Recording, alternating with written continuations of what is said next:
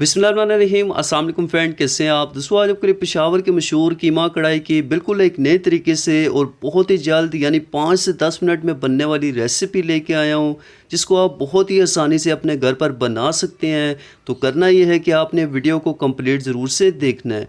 यहाँ पे हमने हाफ़ कप के करीब ऑयल जो था वो कढ़ाई के अंदर ऐड कर दिया था, और यहाँ पे मेरे पास आप देख सकते हैं तकरीबन हाफ़ केजी बीफ का कीमा है, और ये फ्रीज़ हुआ था, इसलिए यहाँ पे इसको 1 से 2 मिनट लगेंगे और उसके बाद हम इसको तकरीबन 5 से 7 मिनट के लिए फ्राई करेंगे।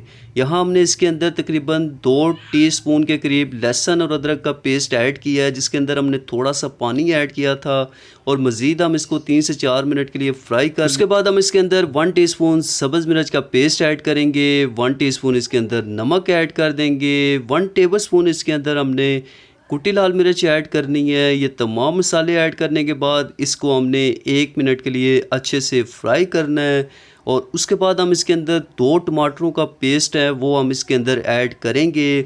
वैसे कढ़ाई के अंदर जो है वो साबुत टमाटर ऐड किए जाते हैं, लेकिन यहाँ इसको हम एक डिफरेंट तरीके से बना रहे हैं, इसलिए हमने टमाटरों के अंदर थोड़ा सा पानी ऐड करके इसका पेस्ट बना लिया, और इस तरीके से हमारी कढ़ाई की जो ग्रेवी होगी वो बहुत ही ज़बरदस्त जो है वो बन के तैयार होगी। उसके बाद हमने क्या करना है, इसको कवर कर देना है 4 से 5 मिनट के लिए। जैसे टमाटरों का पानी ड्राई होगा, मज़ीद हम इसको 3 से 4 मिनट के लिए फ्राई करेंगे, ठीक है। और यहाँ पे आप देख सकते हैं कि हमारी जो कढ़ाई है ऑलमोस्ट रेडी हो चुकी है। अब इसके ऊपर हमने हरा धनिया ऐड कर देना है और लंबी कटी हुई अदरक इसके ऊपर ऐड कर देंगे, और उसके बाद आप देख सकते हैं बहुत ही मज़ेदार हमारी कीमा कढ़ाई बन के रेडी हो चुकी है। और इस तरह से आप आसानी से इसको अपने घर पर बना सकते हैं।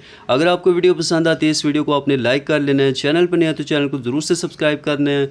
मिलते हैं आपसे नेक्स्ट वीडियो में। अल्लाह हाफिज़।